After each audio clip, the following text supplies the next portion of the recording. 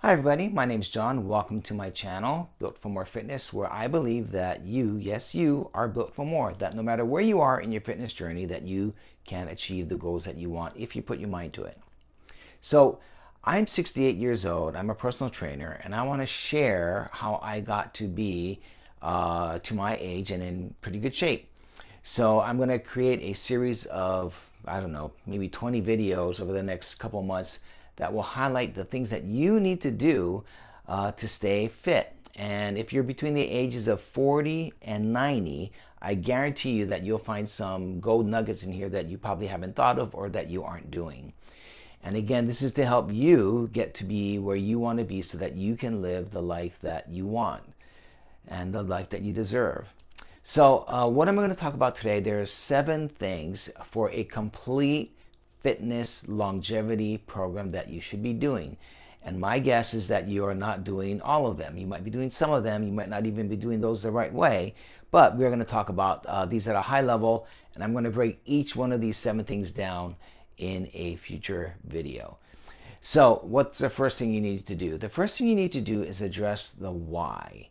And you're going to find this being a silly thing, maybe, but if you don't have a strong why, like if you're stuck in your fitness journey, like you say, I want to get fit, but nothing ever happens, it's because you don't have a strong why. Why do you want to stay or get fit? And it needs to be really strong so that when you're tempted to sit on the couch instead of go out and work out, that will actually get you up and going. So what is that going to be? All right. So the first thing is the why, and I'm going to break that down, like I said, in a future video. The second thing you need to do is get a baseline, which some of you, most of you, hopefully have done.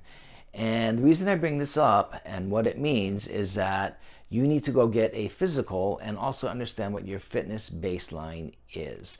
And you would think that in this day and age you wouldn't need to be reminded, but I have friends or friends of friends or clients or friends of clients that do not want to get their annual physicals. I don't know why. They're in their 50s. They say, I'm not sick. I've never been sick. I'm super healthy. Why should I go get checked? Well, there are a lot of things that you may be going on in you, hopefully not, but that may be going on in you, and you want to find out about it. For example, the silent killer. What is that? That's blood pressure, high blood pressure. It has no symptoms really until it's almost too late, and then you're really fighting a battle to get that under control. Same thing with diabetes. You might not know that you have it, or maybe you're pre-diabetic. Things like your high cholesterol levels. And I know some of you know your body fat already is above the ideal range.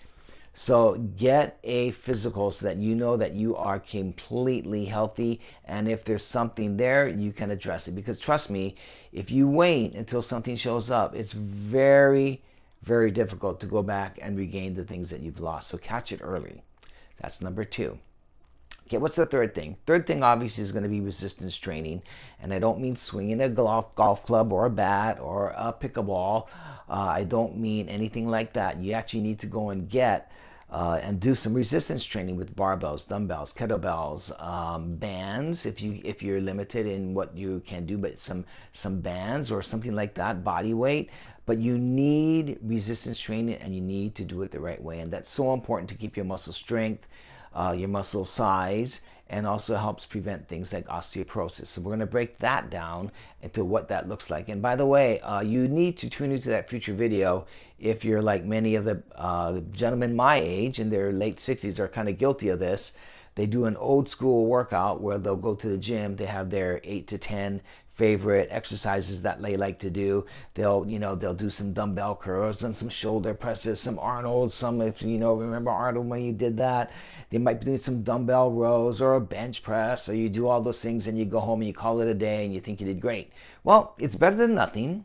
And yes, it will definitely help, but there are many other kinds of things that you need to do to make sure your total body is strengthened. You need to be looking at your core exercises, and you also need to be looking at varying the types of exercises that you do for a variety of reasons. So if you're doing the old school workout, that is not enough. That's 1 out of the 7. Hopefully you had a physical, so maybe you got 2 out of the 7, or now you have a Y, you got 3 out of the 7. But there's 4 other things that you might not be knowing about. So resistance training is critical. What's the next one? Aerobic training. And I hate to be the bearer of bad news, but walking, golfing does not count. Now I have to say there's a little caveat in there, but the way I see most people walking, that is not going to keep you healthy into your 60s, 70s, and 80s and beyond. No, in fact, it might even hurt you because you're not doing enough. You think you are, but you're not. So I'm going to break that down. And I'm not talking about running marathons or getting into the gym and you're doing some of these crazy classes where you're just dripping sweat and you can't get off the floor. Those have a place, and don't get me wrong, I do that sometimes myself. But we're going to talk about the right way to get the right kind of aerobic training in so that you can age well. So those 4 things. So what's the 5th? The 5th is stretching. And that all has to do with agility and flexibility. And trust me, if you've got back issues, shoulder issues, knee issues, neck issues, whatever that might be, you are going to need to do these. And if you don't do them, you will only pay for it later.